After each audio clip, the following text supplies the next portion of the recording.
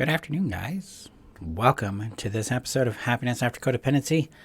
I'm Marshall Burke, and I'm your guide back to trusting, knowing, and loving who you are so you can go on and actually live who you are, which is the opposite of codependency. Because codependency is living who we think other people want us to be, so we have value and love. And I'm going to teach you how to be you, trust you, know you, and live who you are so you have the happiness and well-being you deserve in your life. So I'm excited to have you here today. Today, our episode in the Happiness After Codependency universe of episodes is Sanity Check number 116. I've been doing that one for a while. It's actually what I initially started doing when I was doing videos for YouTube and Facebook. Sanity checks. So today we're going to talk about undue tolerance and wondering if they've changed. Because this has shown up a lot in the community. It's showing a lot in the discussions I have with students and clients. And so let's have a little reinforcement in what's going on in your world so you can have a little more sanity what's happening for you. So before we get started, I need to share this out to the community really quick. So the community is your safe haven where you can find tools, guidance, and support. And you can get to know me and my work here in Codependency. The link is above on Facebook, below on YouTube. Now, there are rules that govern the community. The link for those rules are above on Facebook, below on YouTube. Check that link out. Review the rules and see if it's an appropriate fit for you. Because that's what matters here. Because we're looking for compatibility. Most of all, getting you into a place where you get the support you need in the way that you need it. So that matters most. And if you're watching on YouTube, hit that subscribe button. And thank you guys for helping me grow on YouTube there. So I'm at the button here. Let me know how you're doing in the comments below. Just say hi. Hey, Marshall, I'm here. And I'm going to type a thingy. And the thingy is here. And voila. Now, if you're listening via podcast, you want to join the community, go to my website at freetheself.com. freetheself.com. And you go to resources, the community. You can review the rules there and then apply to join. So excited to have you guys here. It's a tricky topic. Undue tolerance. So what on earth am I talking about? So codependency, we build a huge amount of capacity and tolerance for bad behavior. We become really astute at navigating other people's bad or immature behaviors. We don't like what they're doing, but we're going to learn how to tolerate it. And then we're going to get into this habit of prevention. We're going to try to do things that prevent them from doing it and try to get them to do other things that we would like more of. Undue tolerance is something we have learned in order to cope with toxic, deficient, unreliable systems in relationships. So there's this thing called healthy tolerance in relationships, and that relies on a healthy relationship. So healthy tolerance says, hey, they don't always do the dishes the way I want or when I want. They kind of leave the clothes on the ground kind of thing. Or, they have some personal habit or quirk that we may not appreciate or care for all that much, but it's not harmful, it's not hurtful, it's just a thing, right? Tolerance. Healthy tolerance is about those things.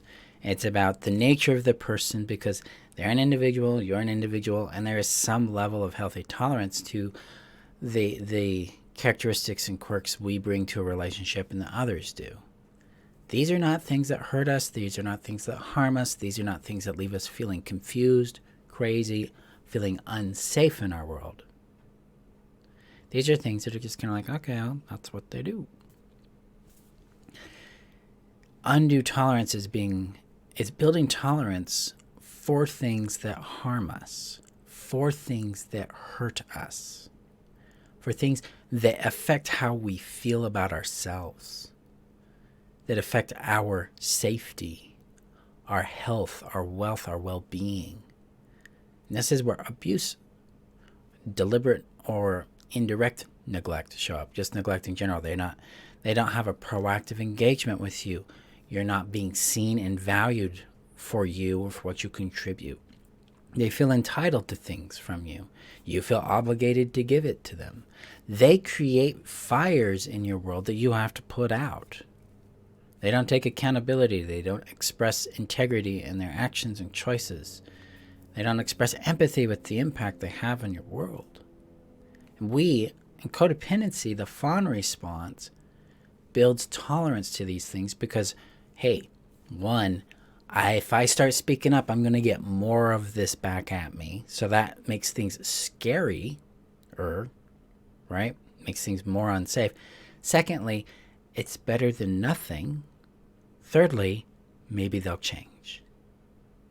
And that gets into the second component of our sanity check. When it comes to undue tolerance, this is a red flag.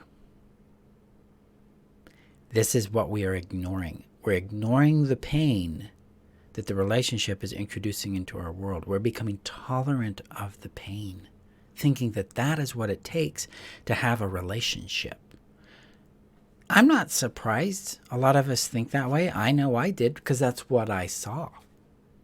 That was what I witnessed in my parents' relationships. It's what I see in movies and have read in books and you hear in songs. We think all this romantic stuff. Oh, yeah, the Notebook, for instance, you know. Ugh. These are toxic things. Tolerance needs to be applied to things that do not harm us, but are necessary for navigating a relationship with another human being. But undue tolerance is applied to things that are harming us because we think that that is what it takes to have a relationship. We think that that's what we deserve or that that's what's normal. And yet when we look at the cost, there's a grave cost to our well-being, our health, our sanity, our happiness. So really, Lauren says, my ex tried to convince me that the conflict and pain was normal. No. Yeah, that is trying to get you to become tolerant to conflict that doesn't resolve in the chronic pain in the relationship is a normal thing. It actually isn't. Healthy relationships, conflict builds towards understanding because conflict is viewed as an act of vulnerability and an effort, a reach towards the other person in order to keep the relationship and expand it. So that's the way I look at healthy conflict is it's building intimacy and trust because we're reaching towards understanding so that we can create outcomes that work for us. If you want to get more into that, you want to learn how I do that, the relationship strategy that starts on the 27th of this month is where you want to go with that. So watch out for sign-up options on that one. Pam says, I'd appreciate your distinguishing malignant narcissism abuse from different toxicity of emotional unavailability. And that, well, they are different. There's toxicity of emotional unavailability where the person is just avoidant. They are not interested in engaging at intimate levels. They're not interested in or available or safe enough, because I'm an avoidant and I've dealt with this, in letting someone in and letting themselves be seen. They are very scared of burdenship because most avoidant people have been burdened by their parents and parental needs as a child. They are parentified at some level. The neglect and the seesaw that avoidant and anxious relationships create causes harm to both people involved. But for the anxious person, the person on the other side of this, feels crazy. They don't understand why they pull in, push out, and they feel used. They feel, and this amplifies their already internalized sense of worthlessness. And so that's where the toxicity is in all of it. There's no stability, there's no warmth, there's just better than nothing. So let's see here. Pam also says needs not being met and then being appropriately unaccountable. Are we to be 100% intolerant per your post? We are to be 100% intolerant of abusive behavior. Period. That there is no reason for harm to happen in a relationship. There's no reason for gaslighting. There's no reason for personal attacks, physical, sexual, financial, and mental, emotional abuse. Zero reason.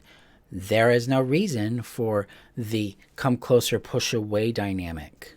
There's a cause for it, but that has to be resolved. Healthy relationships work on resolving these things. They work on caring for them and helping them heal so that the people involved can come closer and closer without giving themselves up and without being enmeshed with the other individual. But I am not a fan of abuse, and abuse should not be tolerated in any extent. So it's like, if I'm in a dynamic where someone is being abusive, I'm like, that stops now. That behavior is unacceptable. Here's how I will be treated, and if I'm not treated this way, here's what I'm going to do. That's intolerance of abuse. So that doesn't necessarily mean the relationship has to end at that moment, but it does have to be put in check, and it has to be confronted. Because we don't do that. They get the idea that it's okay to do this, and they'll do it more. And if they don't change their behavior, then we need, and this is where undue tolerance has to end, we have to become intolerant. Like, nope, if this doesn't change, then I'm going to leave.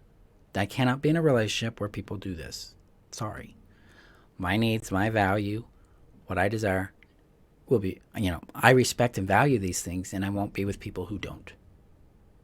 So notice in this that it's me, in this example, that is owning my desire and my values. I am not making them change. I'm telling them what I expect, what I need, and then seeing what they do. So tolerance of unhealthy behavior, it doesn't matter what it is. It's like, that's got to stop. That ends this undue tolerance, and it gives that person and it gives the relationship an opportunity to move towards connection, towards healthier relating, because it's all needs driven.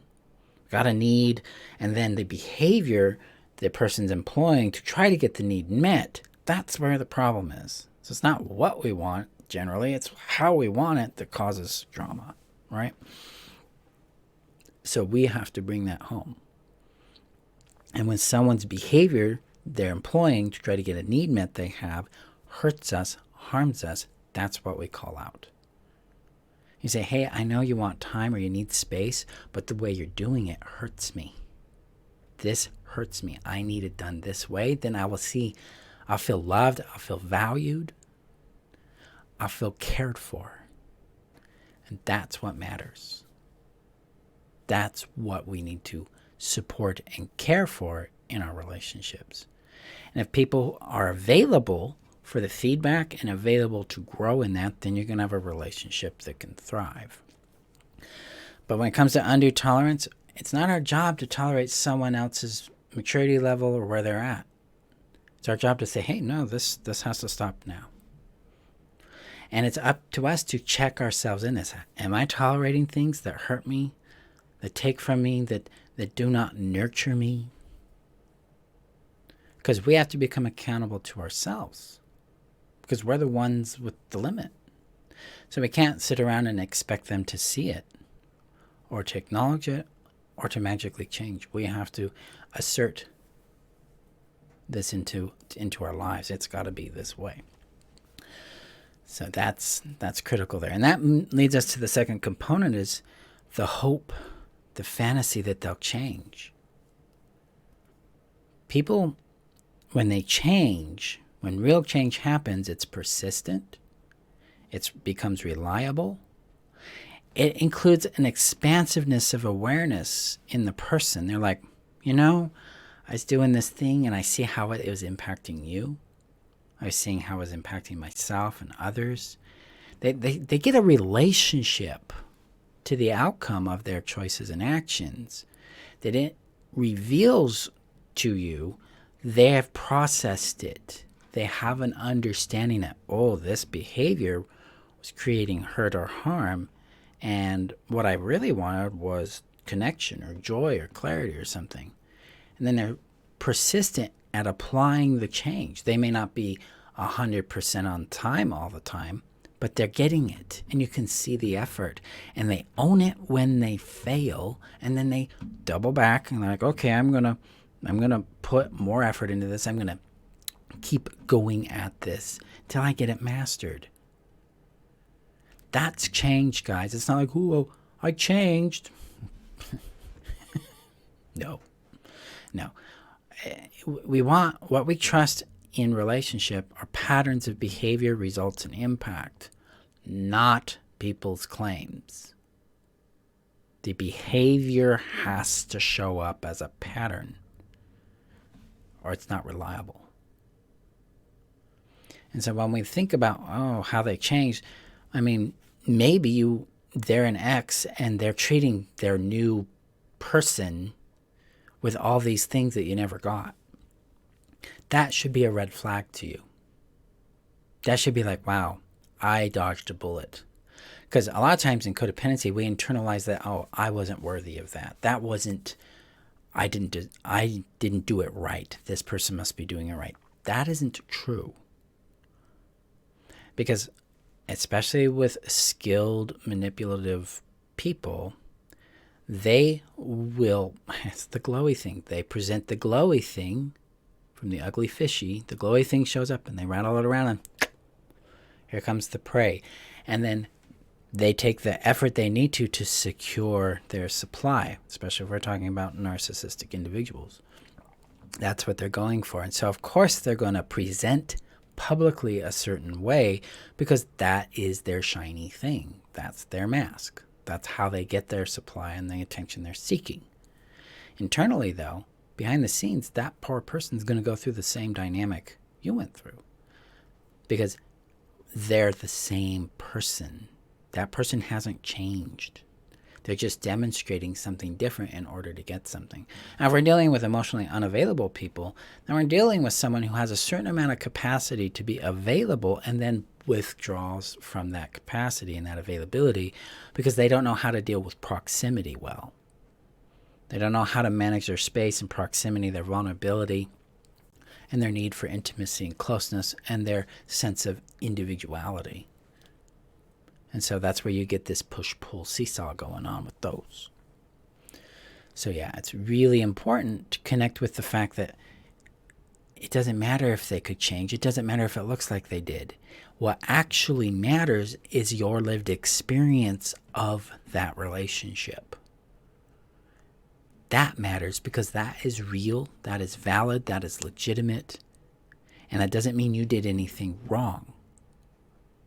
Because it's not in your power. One of the things we really wrestle with is this idea that I can change them if I am different.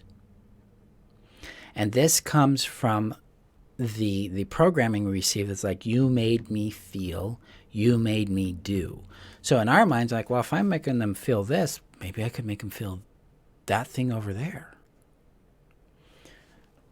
This is a hard one. It's a tricky one. Because we have to open up to the idea that we never had the power to make them feel anything at all. Instead, their sense of emotional change in reaction to what we did or said was by their allowance of that to impact them. They let it do that. They saw some advantage or some sort of benefit in letting that in. We didn't create the feeling in them. They created the feeling in them. Our behaviors may have excited that in them, but that doesn't mean we have control. They do, even if it's unconscious, because it's their programming that dictates what they feel in response to things, depending on where they're at and what state of being they're in. It's the same for us. This is why it's a little blunt, so heads up there. We are 100% in ownership of our feelings, our wants, our choices, our actions, and our desires. They're mine. So person A does a thing, and I feel emotion X in response to person A. I own that. That's my feeling. And then I can communicate that with them. Hey, person A, I felt this thing when you did the thingy. And then let's say it's ow, that hurt person A. Then person A, and let's say we're in a relationship, they're like, oh, I'm sorry, what could I do differently? Or help me understand how that hit there so we can find a better way here. They didn't take responsibility for my feelings. I didn't give them responsibility for those feelings. What I did is I shared the impact, because the impact is where we connect. And when we connect an impact, it's like, oh, I had an impact. Well, I'm going to, at a minimum, my responsibility and impact is to acknowledge, hey, yeah, that I had an impact there. Now I can care about that. Or I can be indifferent about it. Or I can be aggressive toward it. It depends on the context. It depends on what's going on there. Now, in intimate relationships, I'm a big proponent of caring about the impact. How else are we going to build trust, right? Or intimacy or some sort of stability. So they bring it to me. They're like, oh, I see that. I care about that. Cool. We got repair to that rupture, and we're on our way. That's real change. That's empathy. And that's not undue tolerance. That's actually, hey, this is the weight of having a relationship with someone. So when we come back to valuing the impact a person or a relationship has on our well-being and our happiness, it doesn't matter if they've changed. Because what has to happen within us is we have to have a change. We have to have a shift in the center of value, of priority. This may be a little tricky to catch. So see if you can follow along with me on this one. Codependency, we are externally oriented. It's the thing over there that we're going for. Oh, if I can get them to feel better, I can feel better. They love me, I'm lovable. It's that kind of external orientation. It's this relationship that their state of being defines me in some way. When we come out of that codependent enmeshment and we move into self-sovereignty, we move into an embodiment of self. What happens is it's no longer what they are that determines what we are. It's what we are that determines how we respond to what they are. And that deals with innate value, guiding principles, and being anchored in the sovereignty of self, in a self-trust, in our legitimacy, our natural completeness, and our congruency, which is what we talk about in self-trust. And we develop that in the self-trust course, which is your first step in my system in becoming happy again after codependency. The key here in this orientation is when person A does that thing, then what I do is I go, okay, my guiding principles, my value says, ow, that hurt. This isn't how I want to be treated. I want to be treated like this. Let's communicate it. Hello, person A, this hurt. Would you do this instead next time? Because I want to be close to you. I like you. You matter to me. And this is how I feel close to you.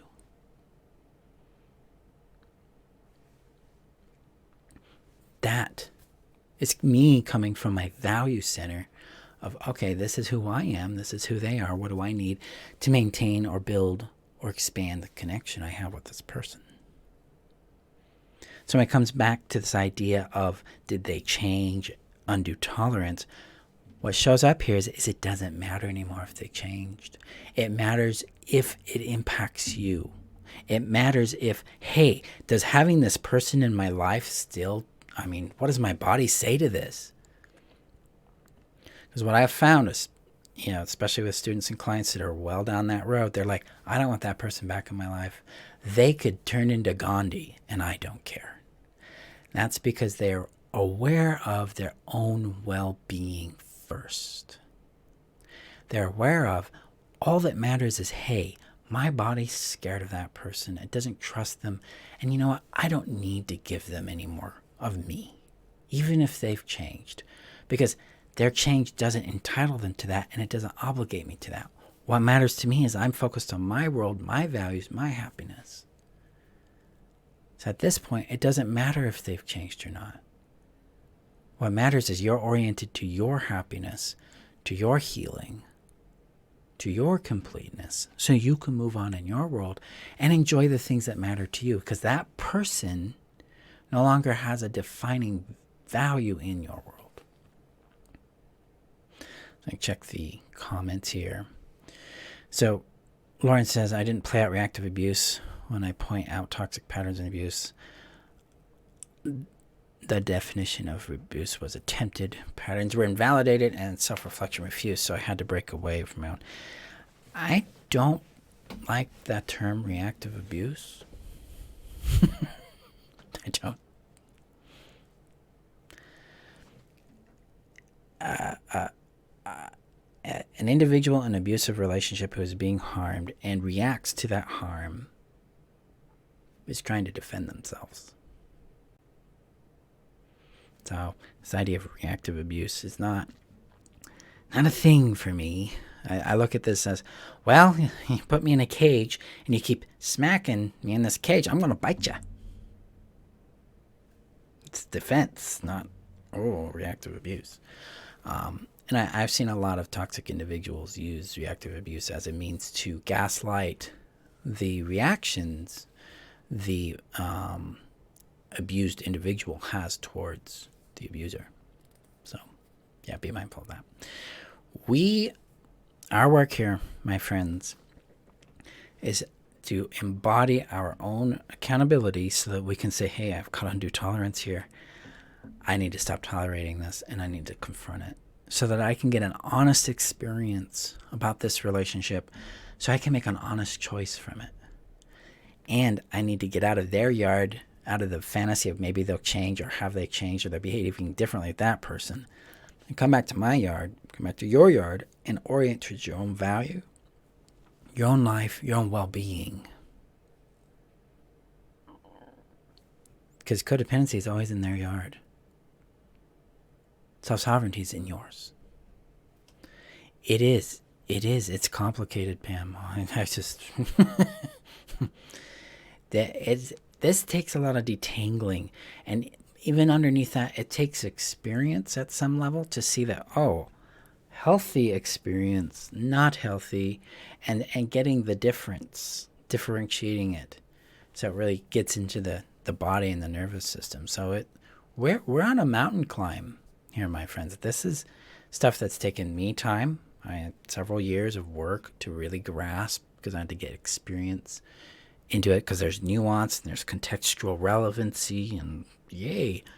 And there's the emotional component with nervous system soothing and regulation, working out the trauma so that our brains are in a state of executive function and prefrontal cortex or upper level higher thinking where it can deal with this nuance. But if we're in a state of freeze or fight or flight or fawning, body's not going to have much fun with that. It can't necessarily do that because the amygdala is running the show. And the limbic system's what's driving things. So we're just like trying to survive. And that's completely understandable. So this takes time. Thank you guys for being here for this episode of Happiness After Codependency. Again, if you're watching on YouTube, hit that subscribe button. Continue to let me know how you guys are doing in the comments below. Thank you for the comments and the discussion we've had today. It's big topics, complex things. So thank you for being here. If you want to go deeper on this or you want to start with your 4 core practices, getting yourself free from codependency, check out the 5-day challenge because we have 5 days of training there that will take you into soothing your nervous system, restoring self-trust, befriending your emotions, and reconnecting you to your innate value, which are the 4 things you need to really break free. So you're welcome, Tasha. So the link's above on Facebook, below on YouTube, and on front page of my website at freetheself.com for the 5-day challenge. Go gently. I will see you guys in our next episode.